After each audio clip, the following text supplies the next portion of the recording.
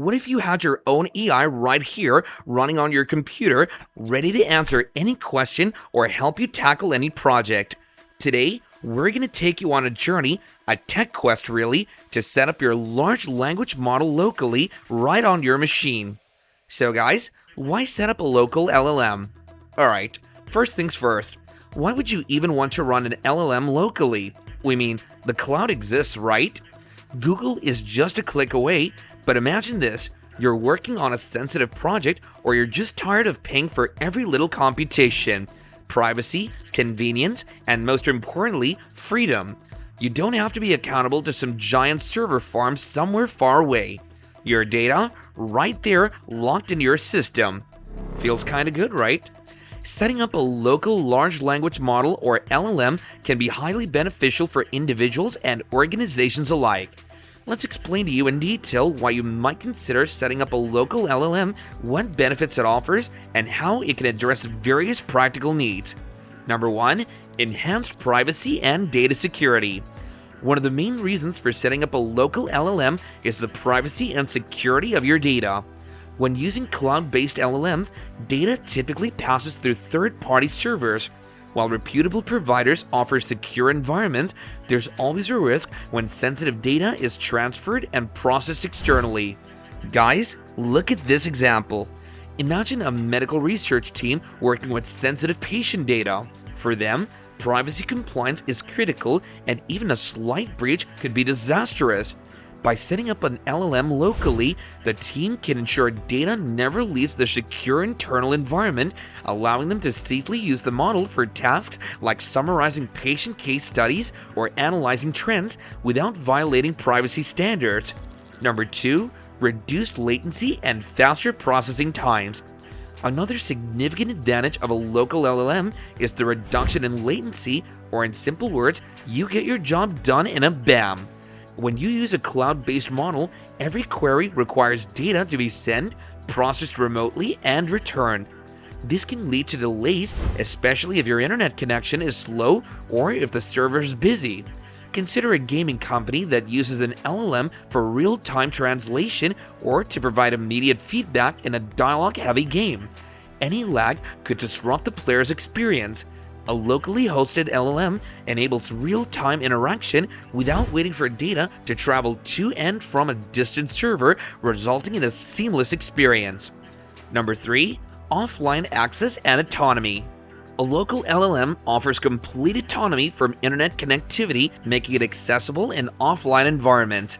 This is crucial in scenarios where internet connectivity is either unstable, unavailable, or undesirable due to data sovereignty concerns. For instance, a field researcher in a remote location may need an LLM to analyze collected data or assist with language translation tasks on the go. With a locally deployed LLM, they don't need to rely on internet access and can continue working uninterrupted regardless of their connectivity. Number 4. Customization and control over the model. When you run an LLM locally, you gain control over the model itself. This means you can fine-tune it with specific data, customize its behavior, or even adjust its responses to align with particular industry standards or ethical guidelines. Consider this situation.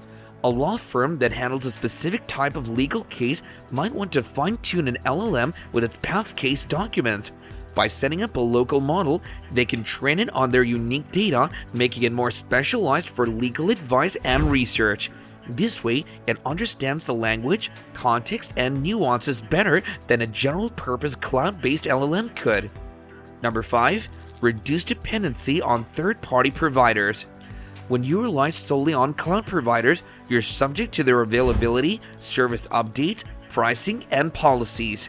Hosting a local LLM reduces the dependency on the cloud and gives you full control over when and how you upgrade, maintain, or adjust your model settings. A company that has undergone rapid expansion may find that the costs of using cloud-based LLMs have become prohibitive due to the sheer volume of queries. By transitioning to a local model, it can scale without worrying about unpredictable third-party costs or policy changes. Number 6. Cost savings over time. While setting up and maintaining a local LLM can involve an initial investment, Over time, it may prove more cost-effective than relying on a cloud service. If the LLM usage is high or scaling up is anticipated, a local setup may reduce ongoing expenses significantly. Suppose an e-commerce company wants to leverage LLMs for customer support, product descriptions, and personalized marketing. Frequent access to a cloud-based LLM might incur high costs as the volume of data grows. In contrast, a local LLM setup incurs a one-time or periodic hardware cost but avoids the ongoing API charges, saving money in the long run. Number 7. Better data retention and compliance. For industries bound by strict data retention and regulatory compliance, setting up a local LLM can help track, store, and audit data in a way that meets those requirements.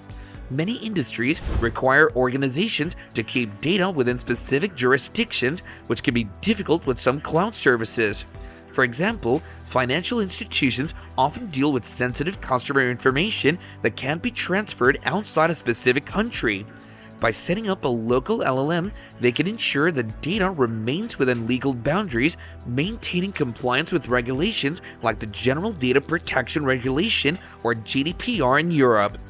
Number 8. Flexibility to experiment and prototype. A local LLM provides the freedom to experiment and prototype without the limitations often imposed by third-party providers. This is particularly valuable for research and development teams or tech enthusiasts who want to explore LLM's potential on their terms. A team developing a specialized chatbot might want to experiment with different configurations, datasets, and fine-tuning methods. Hosting a local LLM allows them to tinker freely without worrying about incurring extra charges or hitting API usage limits on a third-party platform. Number 9. Improved energy efficiency and eco-friendliness. Running an LLM locally can also be more energy efficient, especially if your infrastructure allows for energy optimization. Data centers used by cloud providers are energy intensive, and if your LLM usage is predictable and relatively constant, hosting it locally can reduce energy consumption. For example, a tech company with sustainability goals might decide to host an LLM on an energy-efficient local server. This approach aligns with their environmental objectives while meeting their AI needs without the added energy cost of cloud processing. Number 10. Greater model interpretability and debugging capabilities. Working with a local LLM gives your team access to the model's internal mechanics. It's easier to inspect, understand, and debug the model if you encounter errors or unusual outputs. Suppose an AI developer is trying to improve the model's performance in a specialized domain such as scientific literature analysis. With a local LLM, they can examine which parts of the model might be producing inaccuracies and fine-tune it accordingly. This level of insight is hard to achieve with a black box cloud service. So guys, is a local LLM the right fit? Setting up a local LLM isn't always necessary for everyone, as it requires specific hardware, technical knowledge, and maintenance. However, for organizations and individuals with particular privacy, control, customization, and efficiency needs, a local LLM can be an invaluable tool. It grants autonomy over data handling, reduces reliance on third-party providers, enables faster processing, and offers a more flexible environment for innovation. So if you're looking for privacy, performance, and control over how you use and manage AI, then a local LLM setup might just be the right move. Whether you're handling sensitive data, developing specialized applications, or simply want the flexibility to experiment with machine learning, the benefits of a local setup can make a substantial difference. If you guys have any one of the above needs and want to set up a local LLM for your particular need, then make sure to continue watching the video because we're here to guide you in setting up your local LLM. First of all, let's discuss the ingredients to make your LLM, or what are the requirements for running an LLM locally. So, the requirements. And we know this part can feel like we're planning a spaceship launch, but trust us, it's much simpler. You just need a machine that won't, faint at the sight of a hefty model. Ideally, we're talking about a decent GPU. If you have 8 GB of VRAM, you're in a good spot. And RAM? Think of it like the AI's playground. It needs space to think. 16 GB is great, 32 GB is better, and if you're rocking 64 GB, well, you're living the dream, my friend. Don't panic if you don't have the latest GPU. You don't need a graphics card that NASA would envy, just one that won't cry every time you ask it to do math. And hey, if your hardware is a little on the vintage side, well, this might just be the excuse you need to upgrade. Future-proofing, right? LLMs, especially large ones, require significant computational power. Here are the main hardware components you'll need. First of all, the CPU or processor. While the CPU isn't the main driver in LLM performance, that's the GPU's job. Having a powerful multi-core CPU can help with tasks like data pre-processing and system management. Generally, a high-end CPU with 8+ cores is recommended for handling intensive tasks. Next is the GPU or the graphics processing unit. The GPU is the heart of running LLMs. Models with billions of parameters require GPUs with a large amount of VRAM or video RAM. Here's a general guide. Small models up to 2 to 3 billion parameters can sometimes be run on consumer-grade GPUs with around 8 to 12 GB of VRAM, such as the NVIDIA GTX 1080 Ti or RTX 3060. Medium models up to 6 billion parameters require 16 to 24 GB of VRAM, which is found in higher-end GPUs like the NVIDIA RTX 3090 or the newer RTX 4090. For large models, 10 billion plus parameters, you'll likely need professional-grade GPUs such as the NVIDIA A100 or an NVIDIA H100, which have upwards of 40 to 80 GB of VRAM. For example, guys, if you're aiming to run a medium-sized model like GPT-3 smaller versions, an NVIDIA RTX 3090 with 24 GB of VRAM would be enough. For larger models like GPT-3 175B or GPT-4, you would need an A100 GPU or multiple GPUs with high VRAM for efficient processing. The third requirement is RAM or system memory. Alongside VRAM, having sufficient system RAM is crucial as data needs to be loaded and cached in memory. For most local setups, 32 GB of RAM is a good starting point, but 64 GB or more is ideal if you're working with larger models. Next is storage. LLMs require a significant amount of disk space, especially if you're downloading multiple versions or fine-tuning them. SSDs or solid-state drives are recommended because they offer fast read-write speeds which speed up loading times. Small models typically need a few gigabytes. Medium to large models can take up to 20 to 50 gigabytes each, and some models go up to 200 plus gigabytes. So, we've talked about the hardware requirements. Now, what are the software requirements? To run an LLM locally, you'll need the right software stack. First, let's talk about the operating system. Linux-based systems like Ubuntu are generally preferred for AI workloads because they have better support for GPU drivers, CUDA, and libraries like PyTorch or TensorFlow.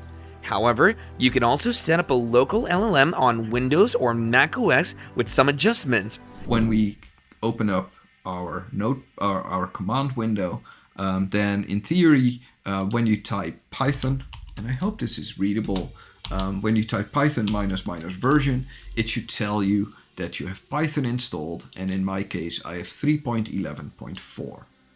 So just a heads up, don't install Python 12, install Python 3.11. Alright, so that's the first tool we need to get. So I hope people are currently downloading Python and very quickly clicking next, finish. So the reason why I'm not doing all of the install steps with you is because it takes a lot of bandwidth. If I look at my hard drive, just setting up a local large language model means that I'm using already 15 gigabytes of hard drive space. So if I would have to download 8 gigs while streaming, it's gonna break the stream. And large language models might actually break the stream because streaming takes a lot of video card memory as well, and when we start running the models, it might be that the stream cuts out because of the fact that the large language model is starting to use all my video card. All right, but first things first, install Python. Python, very useful language. You probably already have it installed if you're watching my channel and doing something in the bioinformatics sphere, because that's generally what you use. So it's either R, Python, or C++, or something like that. All right, so the next thing that we want to get is the Visual Studio. So Visual Studio, we need that to compile the C++ code, which is used in Torch, so in PyTorch. Wow, cool, but I'm on a Linux machine. If you're on a Linux machine, the steps are not that different. The only thing that you have to be careful of is that you don't need Visual Studio, of course. So if you're on a Linux machine, then you have Python installed by default. Make sure that you have the correct version of Python. And you need, of course, the CUDA installation. So you need to have a video card, an NVIDIA card, which is able to run CUDA, or you need to have a really good CPU to be able to run the model on the CPU. But the code is not that different, because the code that I wrote works under Linux and it also works under Windows. So again, there's a free version of Microsoft of this Visual Studio. So just get the free version. It is called the Visual Studio Community Edition. So if you go to the link here, again, it installs by default to here. And when you install it, because when you download it and then say install, make sure to add the Python development workload, and then add the native development tools option. So this is very critical. If you fail to install this, you have to deinstall Visual Studio completely, and then you have to reinstall it with the correct options. So the correct options, as soon as you install it, so while I was installing it, I took a screenshot. So this is how the installer looks like. It tells you which workloads you want to install. So in this case, we click on the Python development workload, and then we have to add this Python native development tools. So make sure that you click this button, and then here the second button, which is the Python native development tools. So these are part of Visual Studio. Don't start Visual Studio. We're not going to use Visual Studio for anything. Sahid says hi. Hi Sahid, and hi everyone else. So we're never going to open up Visual Studio. So I installed it. It takes around 3.5 gigabytes of space on my hard drive. Haven't opened it up yet, because we're just gonna use the Python tools, and we're gonna use these tools command line. There's no need to start up Visual Studio, because when you start it up, it asks you if you want to register, and you get a whole bunch of spam from Microsoft, which you don't want. So just download the Community Edition, which is the free edition, and then select the Python development option, and make sure that you click Python native development tools. So if you're doing this too fast and you just forgot to click the native development tools, uninstall the whole thing and then reinstall it with the two correct options selected. All right, so start installing. It will take some time. This is, you probably have to reboot your PC like once or twice as well, but it's just the way that it is. But I wanted to go through all of the steps so that we can have the setup complete.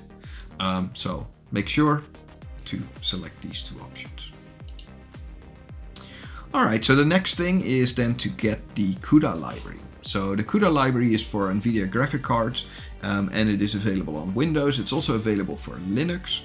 And in this case, we're going to install it again to the default path, because fortunately when you install CUDA, it updates all of these settings, so that should be all fine. So the CUDA toolkit that I took, so it says here 12.2 update 1, and this again is very important that you select the correct version, because if you click on the link here, it already goes to update 2. So let me show you guys that. So if you click on the link there, so then you already see that it's the CUDA toolkit 12.2 update 2 download. Again, it should work, but like I said, it's a very, very fast moving field. So as soon as you work with large language models, stuff that used to work today might not work tomorrow. So it's one of these things. But select the Windows version. Again, it's just an installer. Just say next, next, next, next, finish, and wait for the thing to install. All right. So in theory, we should have everything set up now, right? We have Python to install all of our Python packages and to compile the code that we're going to write. We have Visual Studio, which is a requirement for downloading or for compiling the C++ code, which is in PyTorch and which is in Llama CPP. And we have NVIDIA, the CUDA toolkit for accessing our video card abilities. If you're using an NVIDIA GPU, you'll need to install NVIDIA's CUDA and cuDNN libraries. CUDA allows the GPU to process model computations, and cuDNN accelerates deep learning workloads. Make sure the versions of CUDA and cuDNN you install are compatible with your GPU and the machine learning framework like PyTorch or TensorFlow. Next is the machine learning framework. PyTorch and TensorFlow are the most commonly used frameworks for running LLMs. Both support GPU acceleration, though PyTorch has recently become the more popular choice due to its flexibility and ease of use in fine-tuning and working with LLMs. You'll need to install the Python package for the framework you choose. For example, Torch for PyTorch or TensorFlow for TensorFlow. Next is the Transformers library. The Hugging Face Transformers library offers many modern LLMs and simplifies model loading and management. You can install it via bash, copy code, or pip install transformers. The Transformers library supports both PyTorch and TensorFlow backends, so it integrates well with either framework. Other required libraries, Torch Vision, SciPy, NumPy, and Pandas, are commonly used for data handling and model manipulation. Right. So the next step is to open up the command prompt window and to start installing a whole bunch of Python packages. So the way that I generally install them is to install the latest version of the package, unless that doesn't work. What do I mean by that it doesn't work? I mean that when I run into issues later on. So let me go back to here, because besides the command.txt file, to make sure that we're all on the same version, I also dumped my version.txt file from Python. So here it lists all of the packages that I have installed in Python. So these are the ones that I need with the exact same version that I have. So if you run into any issues in Python and it tells you that this function call is different or this doesn't work, in many cases it's going to be a version difference. Fortunately, it's very easy in Python to install a different version of a package because you can just add the version number. So for example, if we think about like Llama CPP, which is the one that we're going to use, I'm using an older version. It's 0.1.77.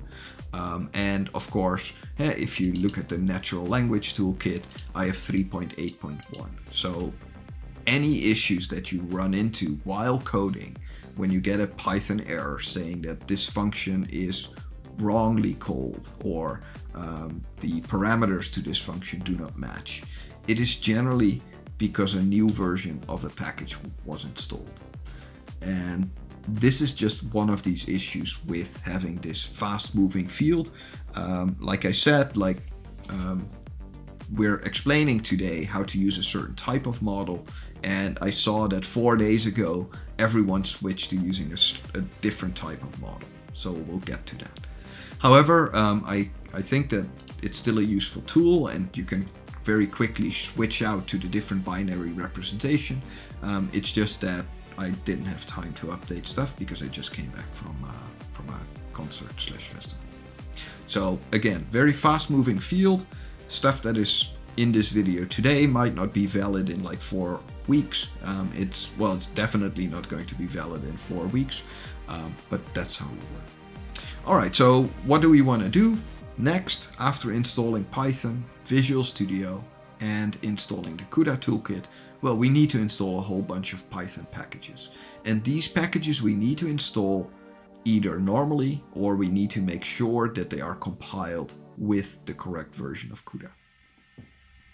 Alright, so click the Start button on your Windows machine, type CMD, and press Enter to open it, and then you end up with your command prompt. Generally you won't be in C users Denny, this is just my own folder, but you will be in C users and then your username. So first things first, what are we going to do? Well, we're going to install NumPy and PyTorch. So NumPy is a package for multidimensional arrays, because we're going to have to deal a lot with matrices, 3-dimensional matrices, 2-dimensional matrices. And PyTorch is a machine learning framework. So PyTorch needs to be installed with CUDA support. So it has a different command compared to things like NumPy, LangChain, and Sentence Transformers. But we're going to install these 3 packages. So the way that we do that, and I actually can show you guys how to do this. So let's just open up this one. Right, so we can just force reinstall one of the packages. So let me open up the commands.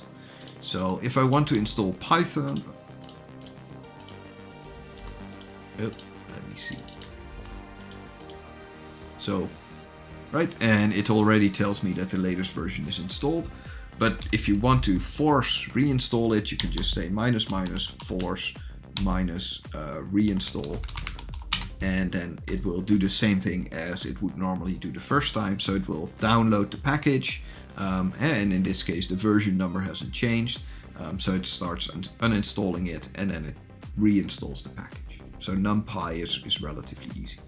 So again, we run through all of these different installations. So here we run through LangChain, which is already satisfied in my case, and we can of course always force reinstall it. So if something goes wrong, just add the force reinstall command so that you reinstall it.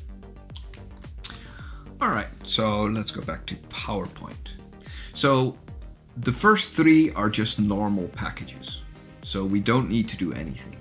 But here, when we do PyTorch, we need to install it with CUDA support, which means that we have to have the CU118 version, which is the CUDA version, and this is the command to do it. So the command is pip install. The force reinstall means that we're going to make sure that even if we have it installed already, we reinstall this version. I'm going to disable the cache directory, so then it will definitely or always download the latest version. And then I use this floaty head kind of thing, right? So the floaty head kind of thing is the way in Windows to have a multi-line command. So this is normally one big line, but then it wouldn't fit on the slide. So you can always kind of continue a command on the next line in Windows by using this head. And then you need to specify where you want to get the package from. So the package we are going to get from here, and then the package that we're going to install is called Torch. So the official package name is PyTorch, but it's called Torch in the repository. Alright, so this will take some time because it will download the PyTorch package and then it will start installing it. So again, if you would run through all of the steps one by one, then it will install PyTorch. So again, if you're on Linux, this is the same command, you just need a different URL, right? So you don't need to have, you don't use this URL because this URL is a URL which is for the Windows package, but you choose a different command for the Linux package. Alright, so NumPy and PyTorch. So NumPy is for multidimensional arrays, PyTorch is a machine learning framework, so it has all of these different tensors and GPU support. So the next thing is to install the Llama CPP library. So the Llama CPP library is the library that we're going to use to load our large language models. It's the interface between this big binary large language model blob and the Python code. And this is done by having a bridge between C++ code, because the original model is loaded using C++ and then Python is used to expose part of the model. So again, in this case, we are doing the same, but we're going to install a very specific version. And this is because, like I said, 4 days ago, the default model was changed, and I wanted to use a GGML model instead of using the new models, which are called GUF, I think. I think it's called a GUF model nowadays. But again, we need to install this, making sure that we use CUDA. So again, we need to first set a certain number of parameters. So we have to set our CMake args, we have to force using CMake, and then we have to install this package, and we're going to install this exact version number. So here you see how to do that. So if you just type the name of the package and then say is and then a version number, it will show you this exact, or it will download and install exactly this version number. So you can very easily switch to older or newer versions of the package. But I'm using 0.1.77, which is like 2.5 weeks old, because of the fact that the default model used is still the GGML model. So the GGML model is the kind of smallest model that I could find, which still has relatively good performance, but it's the one that I use. So again, it's like one big command. If you look on the Firefox, then if we look at the command line, so commands.txt, it's this whole thing, but it's just on a single line in the code. Sentence piece or tokenizers for tokenizing text, which is essential for processing inputs and outputs of LLMs. For example, if you're setting up a PyTorch-based model using an NVIDIA GPU on Ubuntu, your setup might include installing PyTorch with GPU support, pip install Torch Vision Torch Audio extra index URL, installing the Transformers library, pip install Transformers, installing CUDA and cuDNN following NVIDIA's instructions for your GPU model and PyTorch version. Next is choosing the right model. Now this is where things get interesting. There are tons of models out there and each has its quirks. Picture it like picking a pet. You've got the loyal dog-like models that are friendly, flexible, and ready to serve. Then you've got the mysterious cat-like ones capable of crazy cool things but only on their terms. Some models, like GPT-J, are open source and highly customizable, kind of like that one friend who knows everyone and can introduce you to anyone. Others, like Llama or Mistral, are all about finesse and speed, so they make you look like a pro. So, what do you need in a model? Something conversational? Something fast? Or maybe, just maybe, do you want something that could help you write that sci-fi novel you've been dreaming about? Don't worry, we've got you covered. You'll need to choose a model based on your needs and hardware capacity. Here are some popular options. OpenAI GPT models such as GPT-2 and GPT-3 are large, versatile models, though they require significant computational resources. Llama by Meta, a series of LLMs optimized for efficiency, available for download, and suitable for fine-tuning. GPT-J and GPT-NeoX by Eleuther AI, open source models that offer performance similar to GPT-3, available through the Hugging Face library. BERT Roberta T5. These models are specialized for specific tasks like question answering, text summarization, and text classification, and are generally smaller and more efficient. For example, let's say you choose Llama 2, an efficient model with several parameter sizes. For a balanced performance, the 7 billion parameter version might require around 12 to 16 GB of GPU VRAM, making it suitable for consumer GPUs like the RTX 3090. Larger versions, between 30 to 70 billion parameters, would require professional-grade GPUs. Guys, we'll discuss networking and API access next. Now guys, this is purely optional. If you plan to deploy your LLM for remote access, consider setting up an API server like Fast API or Flask, which allows you to interact with the model from other devices or applications. For instance, you might set up a Fast API server that lets your LLM receive text inputs from other devices in your local network. This approach is useful for teams or applications that need to interact with the model without installing it on multiple machines. Now here's the step-by-step installation guide. Step 1. Setting up the environment. Alright, Let's dive into the nitty-gritty of installation. Step 1. Install Python. Don't worry if you're not a coder. Python is actually pretty beginner-friendly. Head over to python.org, download the latest version, and boom, you're halfway there. Ever seen those cooking shows where they say it's easy as pie and then proceed to hand you 15 ingredients you've never heard of?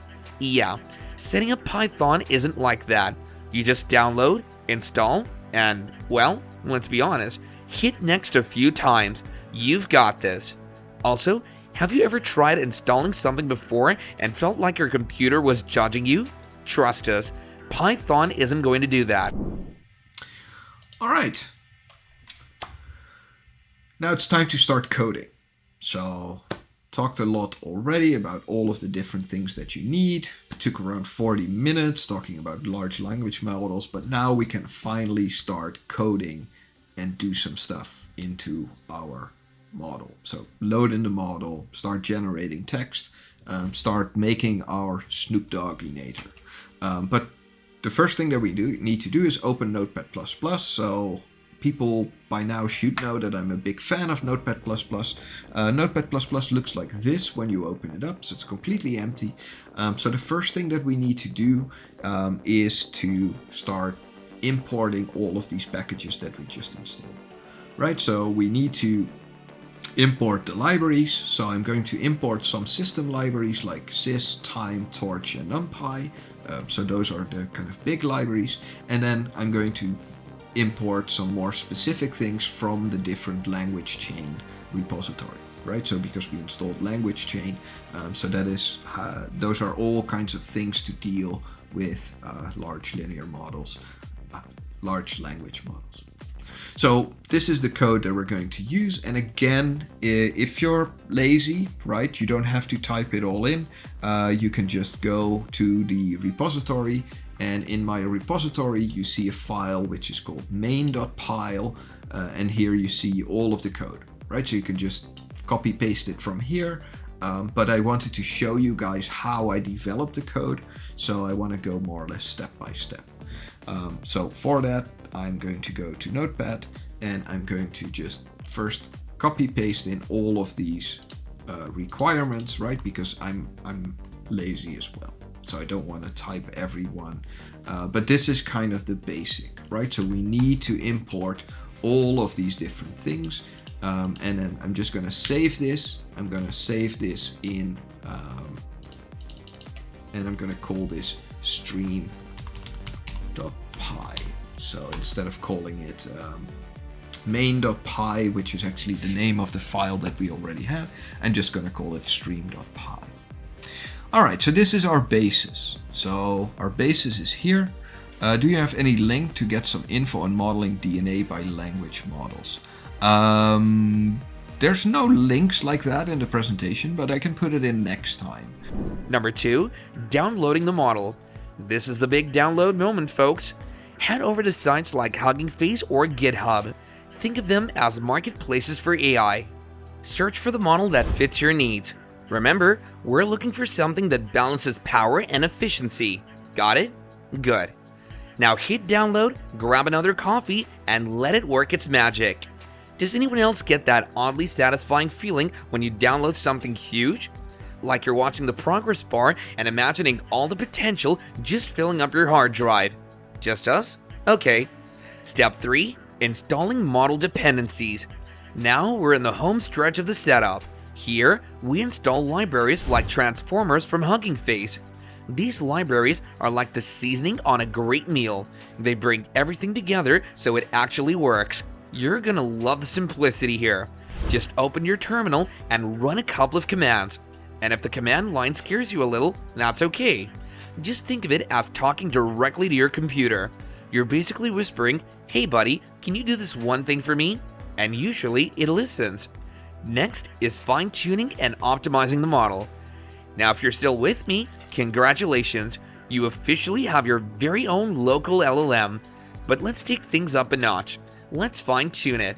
This is where you get to customize your model, train it on specific data, and give it some unique skills. Think of it as personalizing your AI. It's like giving it a new superpower. Imagine you could train your model on anything. What would you choose? What are your favorite TV scripts or famous poetry? Fine-tuning an LLM is an optional but beneficial step, especially if you have specific tasks in mind. You'll need domain-specific data. Curate a dataset that aligns with the task or knowledge area you want the LLM to specialize in. You'll also need fine-tuning software. Libraries like transformers make fine-tuning straightforward, with scripts for supervised fine-tuning based on your data. Suppose a financial firm wants an LLM specifically for analyzing financial reports. They would gather a dataset of financial texts and fine-tune an existing model using Hugging Face transformers to optimize the model for financial terminology and analysis. Next is running and testing the model. Here we are, the final test. Hit that run command and wait. You may see a loading screen for a few minutes, but once it's up, get ready to interact with your very own locally hosted AI. Sometimes on the first run, the model might take a bit to get warmed up to. Think of it like the first cup of coffee on a Monday morning. Once it's awake though, oh, it's a powerhouse. Running an LLM locally requires ongoing maintenance and testing. Test the model's performance and response accuracy regularly, especially after updates. An important thing to notice here is monitoring resource usage. Tools like NVIDIA SMI for NVIDIA GPUs or system monitoring tools like HTOP for Linux help you track GPU and CPU usage, preventing system overloads. Next important thing to keep in mind is model updates. Update your model if you find optimized or more accurate versions that fit within your hardware capacity. In short, running a local LLM requires robust hardware, especially in terms of GPU and memory, along with the right software environment. Key requirements include a powerful GPU with sufficient VRAM, ample system RAM, and SSD for fast storage, and software like CUDA, PyTorch, and the Transformers library for managing and fine-tuning models. For a basic setup example for a medium-sized LLM, you need as hardware components CPU with 8 cores, NVIDIA RTX 3090, 24GB VRAM, 32 RAM, 1TB SSD, and as software components, Linux OS, CUDA 11.8, PyTorch with GPU support, and Transformers library. So the next step in is doing, let me go back. So the next step is starting a file, right? So we open up Notepad++ and we just import all of the different libraries, right? So it looks like this on my slide. So you import sys, time, torch, and numpy. So those are kind of the global system libraries. And then we also say from LangChain, we want to import a certain set of things that we need, right? Because we need a callback manager, we need an LMM chain, we need a Hugging Face embedding, we need a Llama CPP. So all of these things we want to load from the LangChain library that we installed as well. All right, so this is how it looks. And then next, so I just copy pasted the text, which you can get from the GitHub. But the way that it looks is we need to have our main entry point, right? So in Python, you need to have a main function. So this is going to be our main function. And this is going to call the main function because we're not going to use anything else. We're just going to have a standalone Python script. So when we call Python, we just want to execute the main, and the main is going to check if CUDA is available. And then it will print to us if CUDA is available. And then it starts a timer, but at this point, we're not going to do anything with the time. We're just going to exit the program. So the first step is taking this little piece of code and then making sure that CUDA is installed correctly. So that both PyTorch as well as the large language Llama 2 model can actually use the GPU.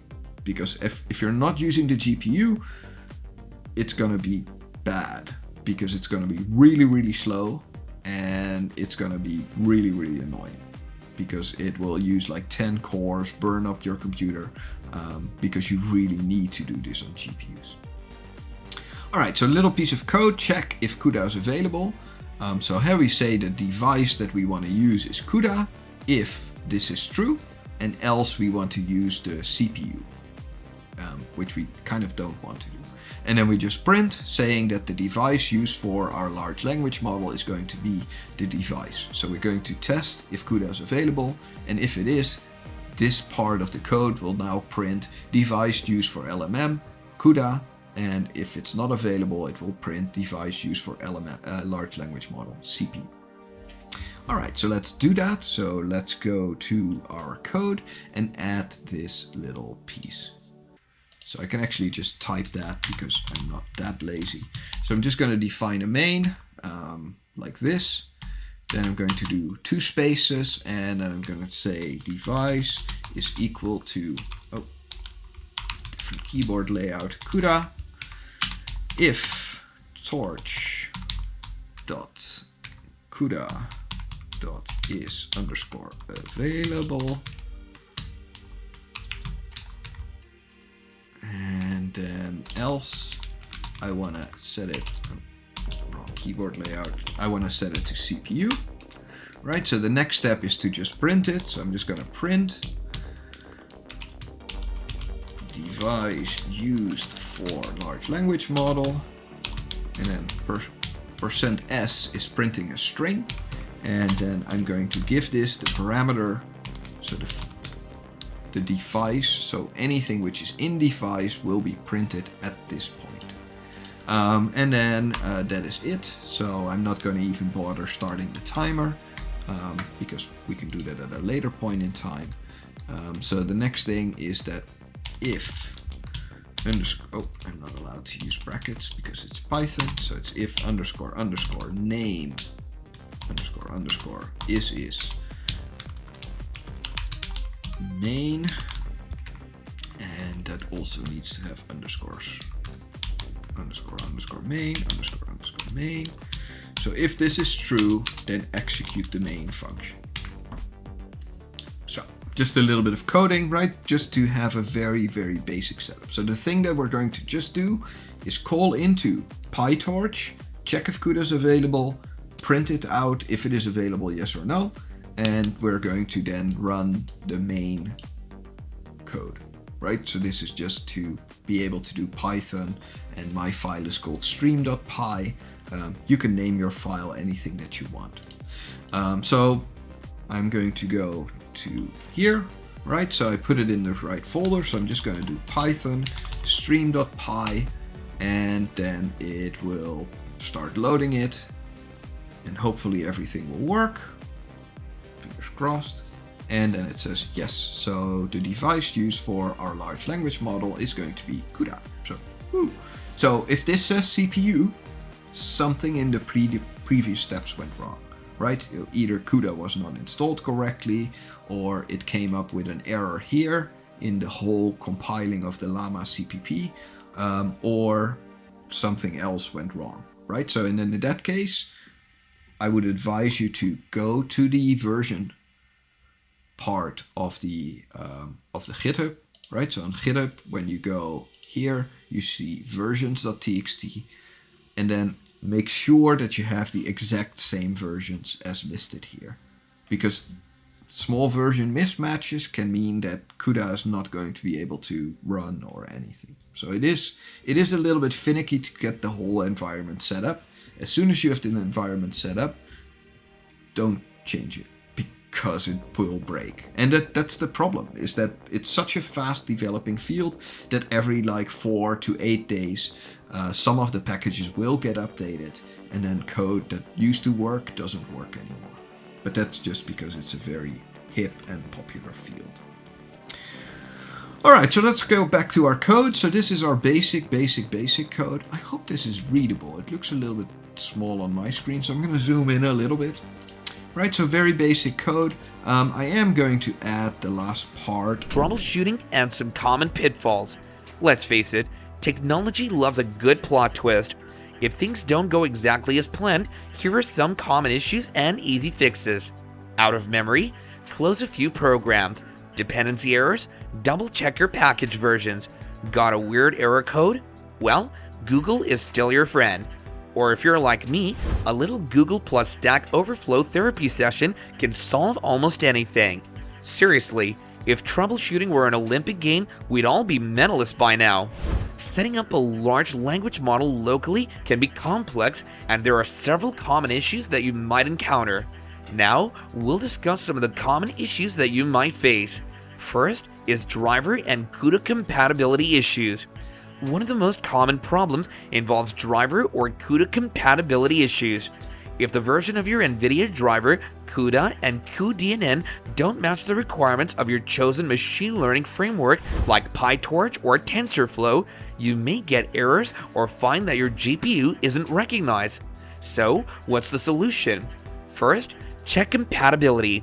Make sure you're using compatible versions. Each version of PyTorch or TensorFlow has specific requirements for CUDA and cuDNN versions, which you can find on the PyTorch and TensorFlow websites. Update or downgrade CUDA or cuDNN. If you have the wrong version, you may need to update or downgrade CUDA. Use the NVIDIA SMI command to verify the driver version and install the required CUDA version. Example error, CUDA runtime error. This typically means your PyTorch or TensorFlow version isn't compatible with the installed CUDA. Next is insufficient VRAM. Many LLMs require a lot of VRAM, and running out of memory is common. If your GPU doesn't have enough VRAM, the model may fail to load or may crash during execution. To eliminate this problem, use a smaller model. If you're running out of VRAM, consider using a smaller model. For example, GPT-2 has multiple versions, small, medium, large, each requiring different amounts of VRAM. Another suggestion is to use Mixed Precision or FP16. Mixed Precision FP16 can reduce memory usage by half and speed up computations. Note the batch size adjustment. Reduce the batch size if you're running a fine-tuning job.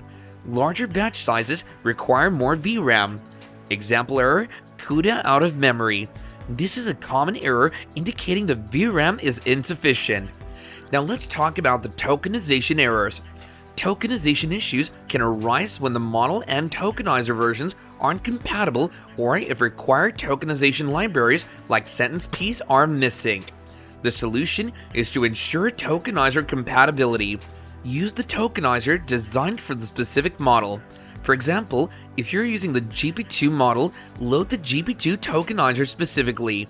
Example error, tokenizer error. This often happens if the wrong tokenizer is used or if required libraries are missing. Another problem can be outdated Python or library versions. If you're using outdated versions of Python or essential libraries, you may encounter compatibility issues or poor performance. Update Python. Use at least Python 3.8 or higher, as many libraries and models require recent versions. Also, make sure to regularly update libraries like PyTorch, Transformers, and CUDA to benefit from optimizations and bug fixes. All right. Now it's time to start coding. So, talked a lot already about all of the different things that you need. It took around 40 minutes talking about large language models, but now we can finally start coding and do some stuff into our model. So load in the model, start generating text, start making our Snoop Dogginator. But the first thing that we need to do is open Notepad++. So people by now should know that I'm a big fan of Notepad++. Notepad++ looks like this when you open it up, so it's completely empty. So the first thing that we need to do is to start importing all of these packages that we just installed. Right, so we need to import the libraries. So I'm going to import some system libraries like sys, time, torch, and numpy. So those are the kind of big libraries.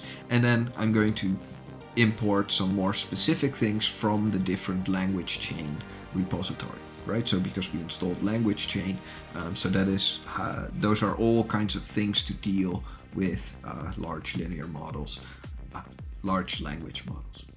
So this is the code that we're going to use. And again, if you're lazy, right, you don't have to type it all in. You can just go to the repository. And in my repository, you see a file which is called main.pyle. And here you see all of the code, right? So you can just copy paste it from here. but I wanted to show you guys how I developed the code, so I want to go more or less step by step.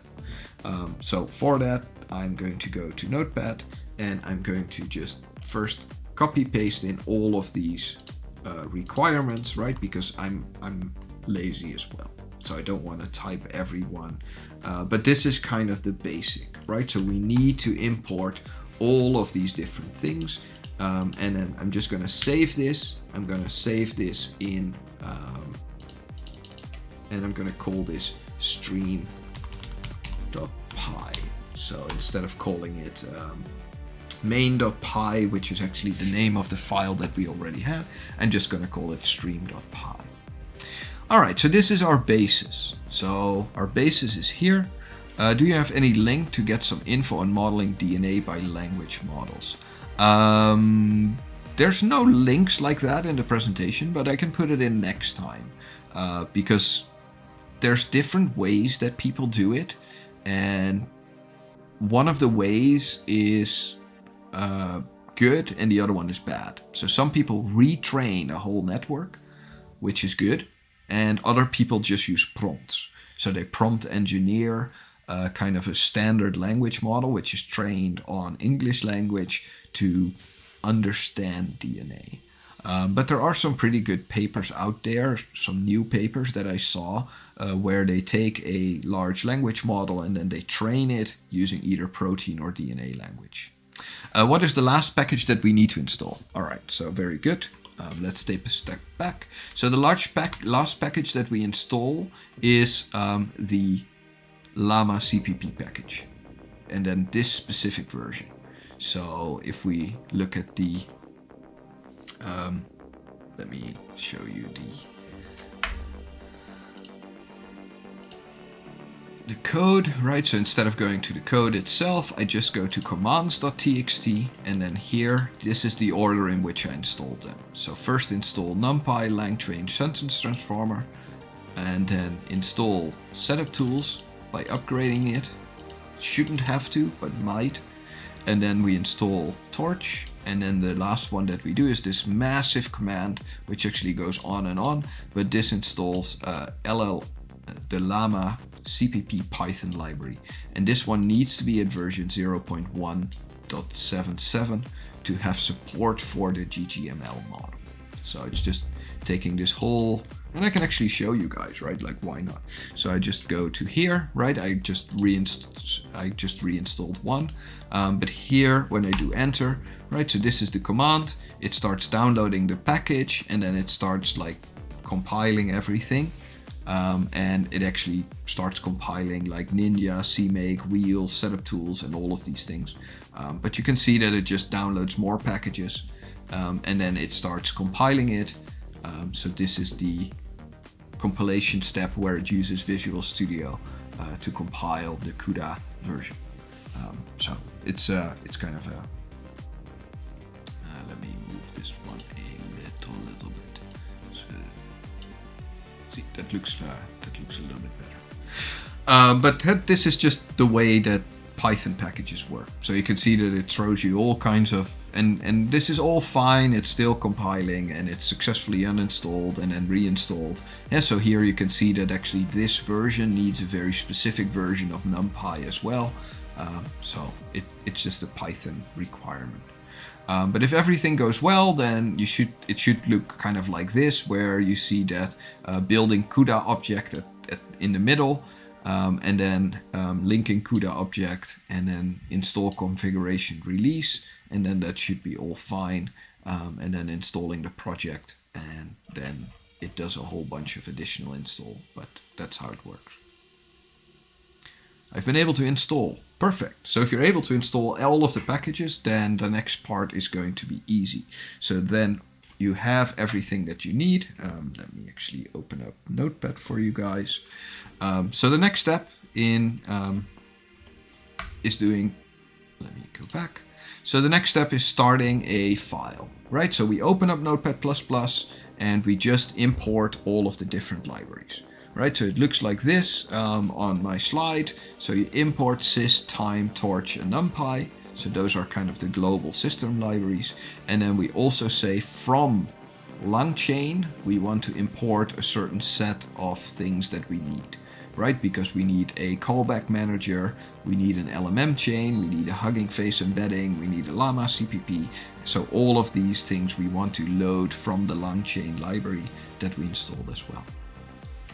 All right, so this is how it looks. And then next, so I just copy pasted the text, which you can get from the GitHub.